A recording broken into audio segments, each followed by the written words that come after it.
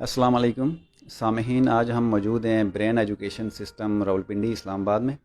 ہمارے ساتھ ہیں سردار اسد خالق صاحب، جو برین ایجوکیشن سسٹم کے آنر بھی ہیں اور سوشل ایکٹیوسٹ بھی ہیں، برٹش کونسل سے سرٹیفائڈ ٹرینر بھی ہیں، ہمارے بڑے اچھے دوست ہیں، ادبی ذوق بھی رکھتے ہیں اور شاعری وغیرہ خود بھی لکھتے ہیں، کالم نویسٹ بھی ہیں۔ تو آج ہمارے پاس موجود ہیں، کوئی انشاءاللہ ہم ان سے کچھ ایک دو غزلیں سنیں گے۔ محترم اسد خالق صاحب۔ جی السلام علیکم۔ پہلے تو میں آپ کا بےحد ممنون و مشکور ہوں کہ آپ یہاں پہ آئے،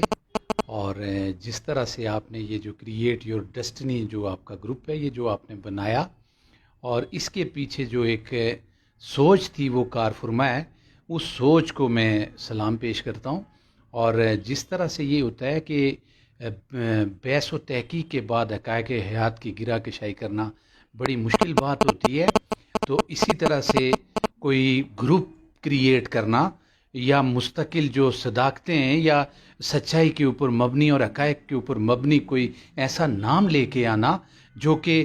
گروپ کے حوالے سے جو کریٹ یور ڈیسٹنی، اس کا یہ ہے کہ جتنے بھی ینگسٹر ہیں جو آپ پیغام دے رہے ہیں ان کو،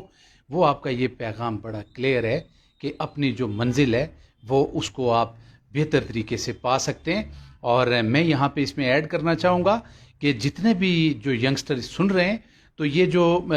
آپ کا گول ہے اس تک پہنچنے کے لیے یہ چھوٹے چھوٹے سٹیپس ہوتے ہیں، وہ آپ اٹھائیں گے اور اینڈ پہ انشاءاللہ جو منزل ہے وہ آپ کے قدم چومے گی۔ اور اس کے بعد میں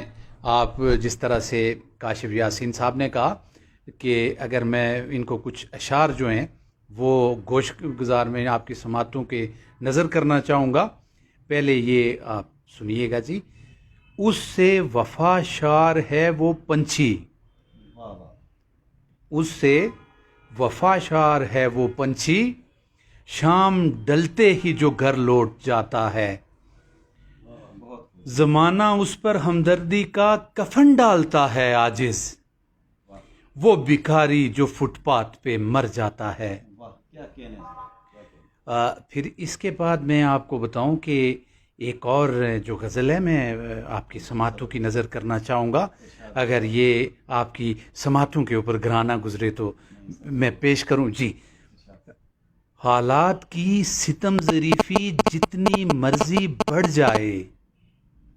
اس ستم گر کے ڈر سے کوئی مر تو نہیں جاتا۔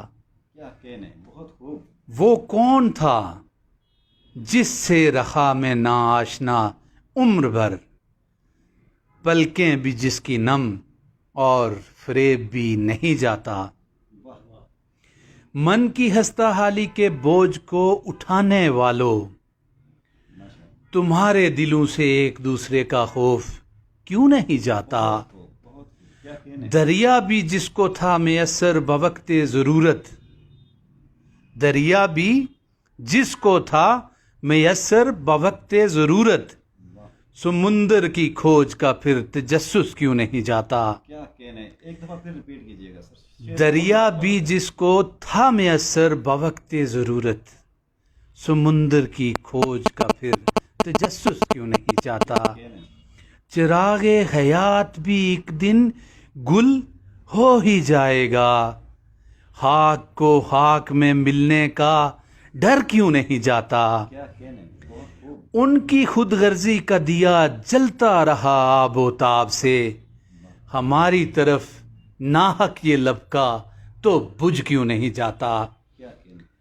مدت ہوئی دیکھے ہوئے اس دشمن جاں کو عاجز،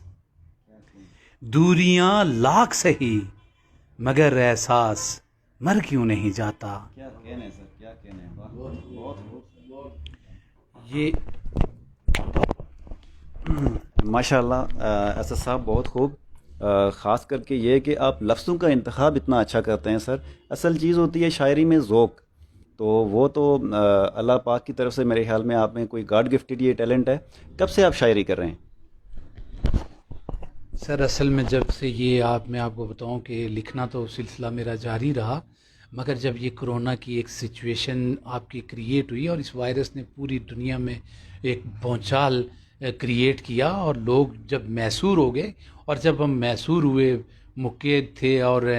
اس ٹائم یہ ہے کہ اس کے اوپر غور و خوض کرنے کا مجھے موقع ملا، اور تب جا کے یہ جو میں کچھ سوچتا تھا اس کو میں لکھ لیتا تھا، اور یہ اسی دوران میں نے لکھنے کا سلسلہ جاری کیا جس ٹائم یہ جو اس کی ہولناکیاں کرونا وائرس کی اور تباہناکیاں اپنے عروج پر تھی۔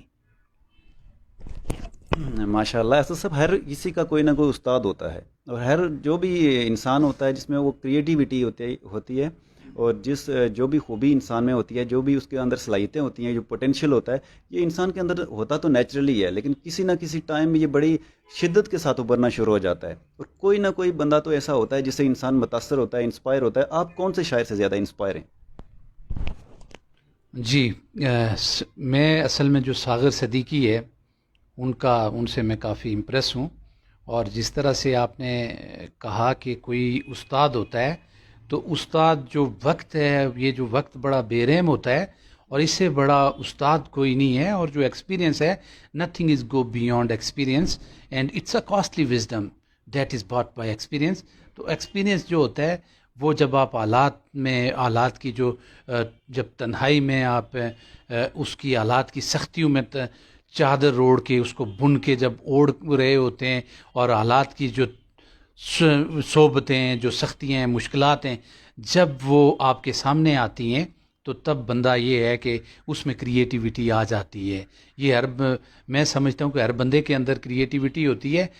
کوئی بھی بندہ، جس طرح ارسطو نے کہا تھا کہ یہاں پہ کوئی بھی چیز بیکار یا بے معنی نہیں ہے، ہمیں یہ دیکھنا چاہیے کہ جو بھی چیز ہے اس کا مقصد کیا ہے۔ اور جب بھی کوئی بھی، میں آپ کو بتاؤں کہ آپ دیکھنا چاہیں گے کہ اگر مجھے یہاں پہ کریٹ کیا گیا، اللہ کی ذات نے مجھے یہاں پہ تخلیق کیا اور اشرف المخلوقات مجھے بنا کے بھیجا، تو میرا یہاں پہ بھیجنے کا کیا مقصد ہے، کیا پرپز ہے؟ تو پھر یہ ہے کہ آپ کے اندر جو ہے، آپ کے جو تخیل کی پرواز ہے وہ بھی کافی آگے جائے گی۔ اور پھر یہ ہے کہ فضا میں جس طرح اڑتے ہوئے پرندے ہوتے ہیں، ان کی طرح کے منتشر خیالات آپ کو سکون نہیں بخشتے، پھر آپ چیزوں کے پیچھے پڑ جاتے ہیں، اور پھر آپ چیزوں کے دیکھتے ہیں، چیزوں کی پائیداری کو دیکھتے ہیں، چیزوں کے استحکام کو دیکھتے ہیں، چیزوں کی پختگی کو دیکھتے ہیں، چیزوں کے دوام کو دیکھتے ہیں۔ تو یہ ساری چیزیں وقت اور حالات کے ساتھ چلتی رہتی ہیں، اور وقت اور حالات جو ہیں وہی بہترین استاد ہیں، اور جو ایکسپیرینس ہوتا ہے وہ آپ کو بہت کچھ سکھاتا ہے۔ جی،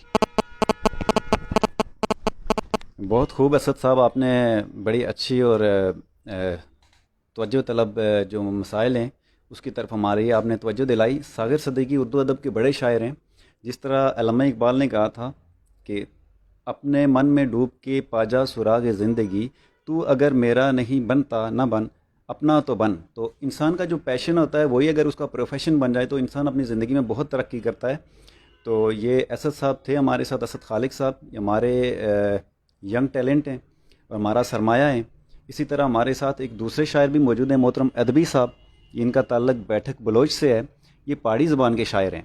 جس طرح کامران امید صاحب تھے، ان کو یوتھ نے بڑا پسند کیا، ایک بڑا ٹیلنٹ تھا۔ انسان کا خمیر جہاں سے اٹھا ہوتا ہے، جہاں پہ انسان کی پیدائش ہوئی ہوتی ہے، تو اس جگہ سے انسان کو ویسے بھی والہانہ محبت ہوتی ہے۔ تو جو آپ کی تہذیب ہوگی، تمدن ہوگا، معاشرہ ہوگا، جہاں پہ آپ رہے ہوتے ہیں، زبان ہوتی ہے، آپ کا لباس ہے، آپ کا کلچر ہے، آپ کی تہذیب و تمدن ہے، اس سے انسان کو ویسے بھی والہانہ محبت ہوتی ہے۔ تو جو پہاڑی زبان میں سمجھتا ہوں شاعری کرنا، اپنی زبان کو پروموٹ کرنے کے حوالے سے بہت کم لوگ ہیں جو اس طرف توجہ دے رہے ہیں۔ تو محترم ادبی صاحب ہمارے ساتھ موجود ہیں۔ محترم ادبی صاحب، آپ کو ہم خوش آمدید کہتے ہیں کریٹ یور ڈیسٹنی کے پلیٹ فارم سے ابھی آپ لائیو ہیں، تو آپ ہمیں ایک دو کوئی غزلیں سنا دیں تو انشاءاللہ ہم آپ کے مشکور رہیں گے۔ تمام لوگ آپ کو دیکھ رہے ہیں۔ یہ السلام علیکم ورحمۃ اللہ۔ تو میں آپ کا بہت شکر گزار ہوں کہ آپ نے وقت دیا۔ تو چونکہ کافی عرصہ سے میں بھی یہ شاعری کر رہا ہوں، لکھ رہا ہوں، تو یہ کرونا نے اس میں ایک جدت دلائی ہے، اور اس کے ساتھ ساتھ جو ہے یہ چند جو شعراء ہیں ہمارے پہاڑی ادب کے، ان کی وجہ سے جو میں بھی اس کی طرف گامزن ہوا ہوں۔ ویسے اردو کے حوالے سے بھی میں نے کافی کچھ لکھا ہوا ہے، انشاءاللہ وہ بھی کچھ میں آپ کو پیش کروں گا۔ تو فی الوقت جو ہے میں آپ کو اردو کی ایک غزل آپ کے گوش گزار کروں گا، اور سامعین کے گوش گزار بھی کروں گا، اور ایک جو ہے اپنی ثقافتی جو ہماری کشمیر کی ثقافت ہے اس کے حوالے سے بھی میں ایک جو ہے غزل نظم جو ہے وہ پیش کروں گا۔ تو ایک تو شعر جو ہے یہ کس وجہ سے ہم اس فیلڈ میں مطلب ہم نے یہ کام شروع کیا، یا شاعری میں ہم توجہ سے لکھنا ہم نے شروع کیا، تو ایک تو یہ ہے کہ یہ کرونا کی جب وبا آئی تو پھر اس نے ہمیں وقت دیا، اس وقت نے ہمیں کام کرنے کی جو ہے وہ ایسی توجہ دی، تو اس کے لیے ایک شعر جو ہے وہ آپ کے گوش گزار کروں گا، اس کے بعد ایک غزل پیش کروں گا، پھر انشاءاللہ جو ہے ایک پہاڑی میں نظم پیش کروں گا۔ تو یہ غم نے یوں مفلوج کیا کہ مفلوق الحال ہو گیا، غم نے یوں مفلوج کیا کہ مفلوق الحال ہو گیا، ادبی خزاں میں گرتے پتوں کی میں مثال ہو گیا، ادبی خزاں میں گرتے پتوں کی میں مثال ہو گیا۔ اب ایک اس کے بعد جو ہے وہ غزل آپ کے گوش گزار کروں گا، یہ بھی اردو میں ہے کہ تیرا خیال، چونکہ یہ ادب کے جو مجاز کے حوالے سے لکھی گئی ہے، ایک چبھن سی ہے میرے دل میں یا کوئی خیال ہے، ایک چبھن سی ہے میرے دل میں یا کوئی خیال ہے، مت پوچھ کہ فراق میں میرا کیا حال ہے، تیرے انتظار میں جو شب و روز میں نے گزارے ہیں، تیرے انتظار میں جو شب و روز میں نے گزارے ہیں، اب تو اور اس کشمکش میں جینا محال ہے، اب پہلی جو ملاقات تھی وہ فقط ایک حادثہ تھا، پہلی جو ملاقات تھی وہ فقط ایک حادثہ تھا، یاد ہے مجھے اب بھی وہ تحفہ رومال ہے، اور تب کے جو رائج تھا، اب کی بات نہیں ہے تب کی بات ہے، تب کے جو رائج تھا کہ خط ہی تھے رابطہ، روز پوچھتے تھے ڈاکیے کہ کیا تیرا سوال ہے، اور سنبھال رکھے ہیں سبھی خطوط میں نے، سنبھال رکھے ہیں سبھی خطوط میں نے، جن کی تحریر میں تیرا نقش جمال ہے، اور یاد رکھنا تم ذرا میں کبھی نہیں بھول پاؤں گا تمہیں، یاد رکھنا تم ذرا میں کبھی نہیں بھول پاؤں گا تمہیں، ادبی کسی سے کیا تذکرہ کرنا کہ وہ شخص کیا کمال ہے۔ پہاڑی میں جو ہے وہ انشاءاللہ ایک نظم آپ کو پیش کرتا ہوں میں، جب بالکل اپنی ثقافت اور جو ہماری یعنی متروک ہونے والی جو باتیں ہیں ان کے حوالے سے لکھی گئی ہے کہ ماڑے دیسنیاں کہ گلاں کہ باتاں، ماڑے دیسنیاں کہ گلاں کہ باتاں، گرمیاں چونیاں ٹھڈیاں اور راتاں، گرمیاں چونیاں ٹھڈیاں اور راتاں، ساون تے پادرے چ بدلے نہ زور، ساون تے پادرے چ بدلے نہ زور، کسیں تے رنگڑیں چ پانیاں نیاں براتاں،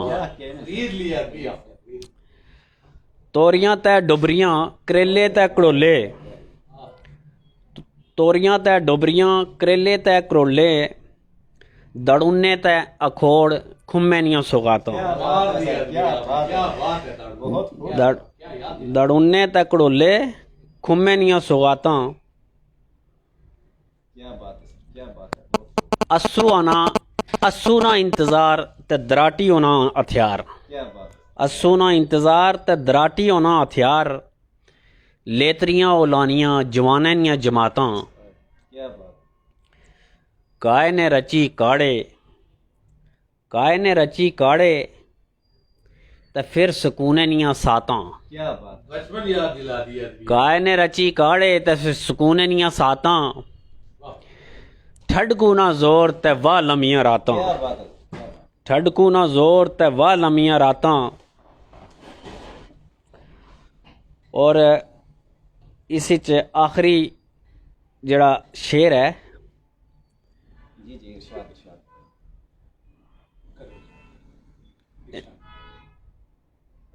ایک منٹ وہ بچپن تو یاد دلا دیا ہم نے آج. اسد صاحب بالکل عربی صاحب نے ہماری جو پہاڑی ثقافت ہے یہ آخری جو اس کا شعر ہے وہ ہے برف پہ چوٹیاں ادبی سیئیں نہ چاڑ کیا بات ہے, چڑیا نیاں بادشاہی تے بدلے نیاں برساتوں. کیا بات ہے. تو یہ جو ہے یہ پہاڑی کے حوالے سے میں نے بہت کام کیا ہوا ہے. انشاءاللہ ان قریب آپ کو جو ہے وہ پیش کریں گے, بک کی شکل میں بھی انشاءاللہ مارکیٹ میں آئے گی ایک بک کوئی. تو چلیں, یہ بہت شکریہ جی آپ کا. سامعین, یہ ہمارے دو شاعر تھے کشمیر سے ریلیٹڈ. ایک محترم ادبی صاحب کا تعلق جو ہے بیٹھک بلوچ سے ہے, اور محترم اسد خالق صاحب جو ہیں یہ منگ آزاد کشمیر سے ان کا تعلق ہے. یہ ہمارے نوجوان ہیں جن میں اللہ پاک نے بے پناہ صلاحیتیں رکھی ہوئی ہیں, گوہر نایاب ہیں. بہت ساری ایسی چیزیں ہوتی ہیں انسان کے اندر, اس طرح کا ٹیلنٹ ہوتا ہے کہ ساری زندگی اس کو نہیں پتہ لگتا کہ اس کے اندر کیا چیز ہے, کس طرح کا ٹیلنٹ ہے. میں تمام دوستوں سے یہ ریکویسٹ کروں گا, کسی بھی دوست کے اندر اگر اس طرح کا کوئی ٹیلنٹ ہے تو وہ ویڈیو بنا کے ہمارے گروپ میں اس کو ضرور بھیجے. تمام دوستوں کا بہت بہت شکریہ. بلکہ جانے سے پہلے اسد صاحب, آپ کالم نویس بھی ہیں, آپ سے ایک سوال کرنا چاہوں گا کہ یہ جو کشمیر کا فیصلہ ہو رہا ہے دونوں اطراف میں, اور ابھی جو گولہ باری وغیرہ ہوئی ہے, اس حوالے سے میں آپ سے پوچھنا چاہوں گا کہ یہ کیا چل کیا رہا ہے, ہماری کیا جانیں اتنی سستی ہیں کہ ہمارے اوپر اس طرح کی سیاست ہو رہی ہے اور اس طرح کا بٹوارہ ہو رہا ہے, تو آپ کیا کہنا چاہیں گے اس بارے میں؟ جی بہت شکریہ. بڑا اہم ایشو جو ہے, جب کشمیر کی بات آتی ہے تو کشمیر تو ہمارے خون میں شامل ہے. تو میں آپ کو بتاؤں کہ یہ آج کی بات نہیں ہے. یہ جب 92 کی بات آپ کریں, جب بابری مسجد کو شہید کیا گیا تھا, تو اس ٹائم بھی وہاں پہ ننگے انسانوں نے ننگا ناچ وہاں پہ پیش کیا تھا. اور اس ٹائم میں آپ کو بتاؤں کہ یہ صورتحال تھی کہ اس ٹائم بھی ہمارے لوگ جو تھے وہ گھروں میں محصور تھے. جو ہندوستان کا آئین تھا, جو ان کا قانون تھا, انہوں نے ہمیں شہید کر دیا تھا. اس ٹائم بھی ہم لوگ غمزدہ بیٹھے تھے کہ اس کے اوپر بھی جو ان کے خنڈے تھے شیو سینا کے اور RSS کے, انہوں نے ہمارے لوگوں کے خون کی ہولی کھیلی. مگر جب بھی کہا گیا, معذرت کے ساتھ ہمیں کہا گیا کہ جی آپ امن برباد نہ کریں, کبھی کسی نے یہ نہیں کہا کہ جو وہاں پہ انتہا پسند ہندو ہیں وہ ہمارے جو عصمت دری کر رہے ہیں, چادر اور چار دیواری کے تقدس کو پامال کر رہے ہیں, ان کے خلاف کوئی بھی ہیومن رائٹس کی جو وائلیشنز ہوئی, کوئی بھی ایسی تنظیمیں نہ انٹرنیشنل فورم کے اوپر کوئی ایسی بات ہوئی جو کہ ہونی چاہیے تھی, میں سمجھتا ہوں. اور پھر اس کے بعد چلتے چلتے یہ بڑی پرانی چیزیں, اگر میں تاریخ کے اوراق کو پلٹنا چاہوں تو تاریخ کی بوڑھی آنکھوں نے بہت کچھ اپنے اندر سمویا ہوا ہے. تو ہمارے ساتھ ہر دور میں ہی ظلم ہوتا رہا, زیادتی ہوتی رہی, سسکتی اور بلکتی انسانیت کا کھلواڑ ہوتا رہا. اور جس طرح سے 35A کو ختم کیا گیا, مودی جو فاشسٹ ہے اس نے 370 کو ختم کیا, اس کے اوپر ہم لوگ غمزدہ تھے, ہم پریشان تھے کہ یہ جو ملک ہے اس نے ہمارے ساتھ کیا کیا. ہمارے جو بنیادی حقوق ہیں, ہمارے جو رائٹس ہیں, جو آپ کے اقوام متحدہ کی قراردادوں کے مطابق رائے شماری ہونی تھی, اس کا کھلواڑ ہوا. اور اس کے جس طرح نہرو چلا گیا تھا وہاں پہ اور انہوں نے کہا تھا کہ جنگ بندی ہونی چاہیے 1948 میں, ان سب وعدوں سے منحرف ہونا. اور پھر اس کے بعد میں آپ کو بتاؤں کہ ابھی ہم اس سے ہمارے زخم بھرے نہیں تھے, پھر دوبارہ سے ڈومیسائل ہندو لوگوں کو دینا. اور ادھر ان کی اپنی انٹیلیجنس کی رپورٹ ہے کہ 30,000 سے زائد لوگ جو کہ پولیس کی وردی میں وہاں پہ ڈپلوائے کیے گئے, وہ سب شرپسند عناصر اور شیو سینا اور RSS کے گنڈے تھے,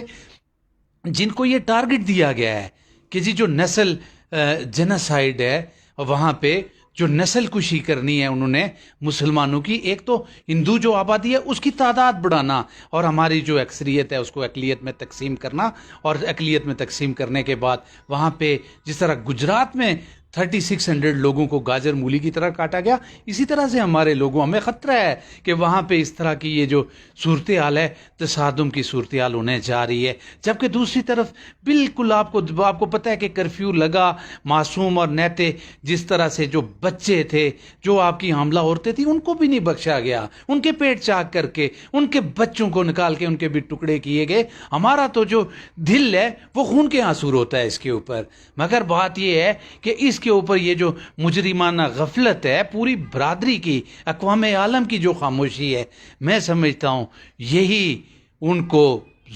اس سے وہ زور پکڑتے ہیں, اور ان کا جو ظلم ہے اور جو وحشت اور بربریت کی داستانیں ہیں وہ رقم کرنے سے گریزاں نہیں ہیں. اور اسی طرح ابھی گلگت بلتستان میں ہوا تو بات یہ ہے کہ پہلے تو یہ چیز ہونی چاہیے تھی کہ رائے شماری ہو, پہلے ہم ڈیسائیڈ کریں کہ ہم کیا کرنا چاہ رہے ہیں, اس کے بعد کوئی ایسا سلسلہ ہوتا تو وہ بہت اہم بات تھی. ہم سے کوئی بات تو ہو, ہم سمجھتے ہیں کہ وہاں کی جو آبادی ہے وہاں یا یہاں کی آبادی ہے, فوج کے اوپر بہت بڑا بجٹ لگتا ہے اور وہ لوگ شاید دستبردار نہیں ہو سکتے, مگر تیسرے فریق کو نظر انداز کرنا یہ میں سمجھتا ہوں کہ ناانصافی ہے. اور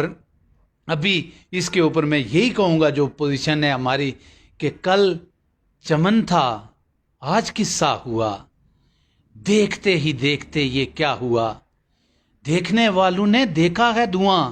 پر کس نے دیکھا ہمارا دل جلتا ہوا. ہم کو بربادی کا کوئی غم نہیں, غم ہوا کہ بربادی کا چرچا کیوں ہوا. بس ہمارا کشمیر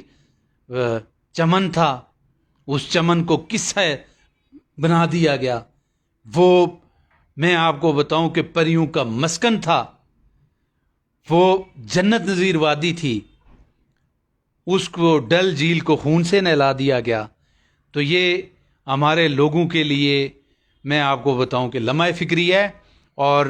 دونوں یہ پاکستان کی گورنمنٹ کے لیے اور ہندوستان کی گورنمنٹ کے لیے سوالیہ نشان ہے. کیونکہ جب بھی کوئی گورنمنٹ الیکٹ ہوتی ہے تو وہ صرف اکثریت کی جماعت نہیں ہوتی. اگر وہاں کی بات کریں آپ تو جب وہ کوئی الیکٹ ہوتا ہے تو وہ سب کا نمائندہ ہوتا ہے, تو ان کو پھر اپنی ساتھ ساری اقلیتوں کو بھی لے کے چلنا ہوتا ہے. تو اسی طرح سے میں چاہتا ہوں کہ ایک اصولی موقف ہم کشمیریوں کا ہے کہ اصولی موقف ہم نے جانا بے شک پاکستان کے ساتھ ہے, اگر ہمارا منشا سے یا ایما سے ہوگا تو وہ بڑی بہتر چیز ہوگی, ایک اصولی موقف سامنے آئے گا. مگر اگر ہمارے اوپر کوئی چیز تھوپ دی جائے گی تو اس میں پھر یہ ہے کہ ہمارے لوگوں کی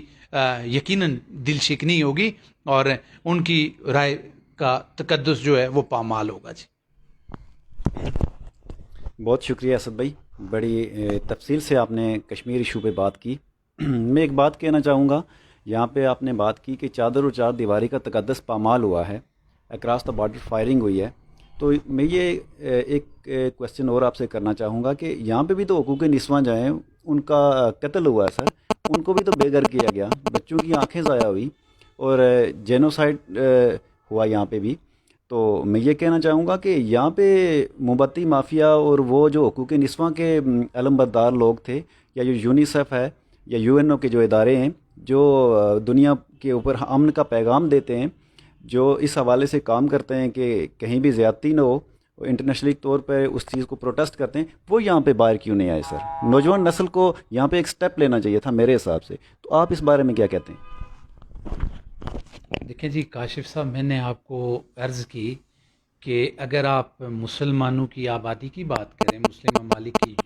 اگر آپ تعداد کی بات کریں تو ہم 2 ارب سے بھی کراس کر چکے ہیں ہماری آبادی. مگر بات یہ ہے کہ ہم جب بھی ہماری طرف سے ہوتا ہے تو ہماری طرف سے ہمیشہ سے اس طرح کی صورتحال ہوئی کہ ہم نے ہمیشہ سے معافی مانگنے کو پریفرنس دی, ہم نے کبھی برابری کی بنیاد پہ بات نہیں کی. تو اسی لیے آپ دیکھیں کہ جتنا نیوزی لینڈ میں آپ نے دیکھا کہ کس طرح سے ہوا قتل عام مسلمانوں کا, آپ پوری دنیا میں دیکھیں فلسطین میں کس طرح سے قتل عام ہوا, روہنگیا کا آپ دیکھیں وہاں پہ کس طرح کے واقعات ہوئے, آپ برما کی بات کریں, آپ شام کی بات کریں, آپ عراق کی بات کریں, آپ کارپیٹ بمباری کی بات کریں, افغانستان میں ہر جگہ پہ مسلمان کا خون سستا. اس کی ریزن یہ ہے کہ ہم لوگوں میں یونٹی نہیں ہے, ہم لوگوں میں اتحاد نہیں ہے, ہم لوگوں میں اتفاق نہیں ہے. اور جہاں تک آپ تنظیموں کی بات کرتے ہیں تو تنظیموں کی بات نے جو آسان ہدف ہے اس کے حقوق کی جنگ تو نہیں لڑنی, یہ بڑی طاقتوں کی جنگ ہے. تنظیموں کے پیچھے بھی بڑی طاقتوں کا کا ہاتھ ہے، اور وہ بڑی طاقتوں کی جہاں پہ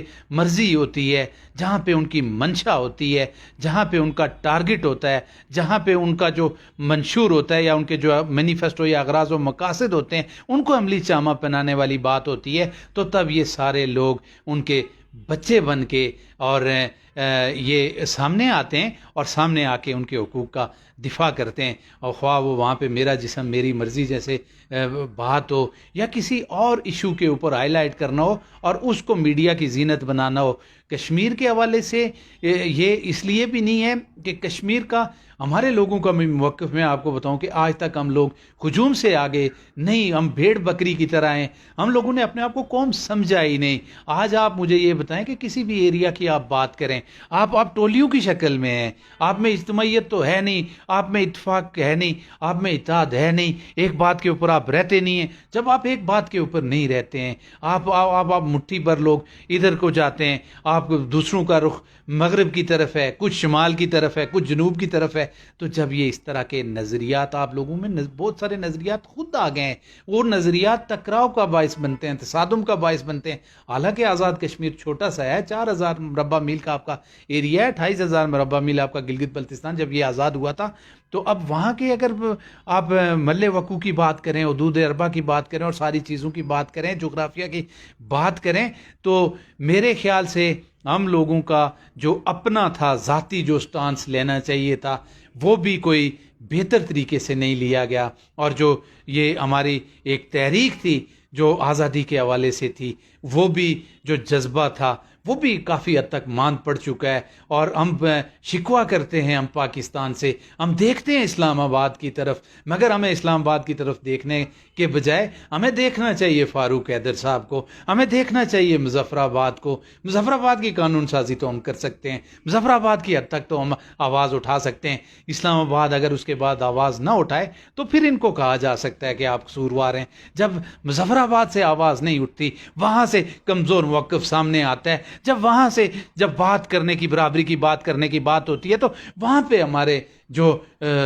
صدر ہیں، سربراہ ہیں، وہ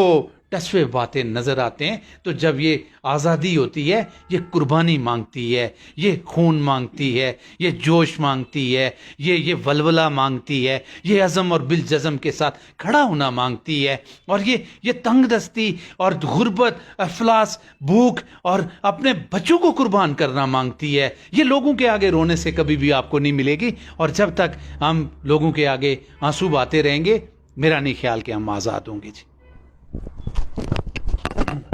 بہت شکریہ اسد بھائی، آپ نے بڑے تفصیل سے کشمیری شعبے بات کی، اور آپ نے جو پیغام دیا نوجوان نسل کو وہ اجتماعیت کا دیا کہ امت مسلم کو ایک پلیٹ فارم پہ جمع ہونا چاہیے، اور ہم سب لوگوں کو جو ہے وہ ایک ہی مقصد کے اوپر ورک کرنا چاہیے، کاز کے اوپر۔ تو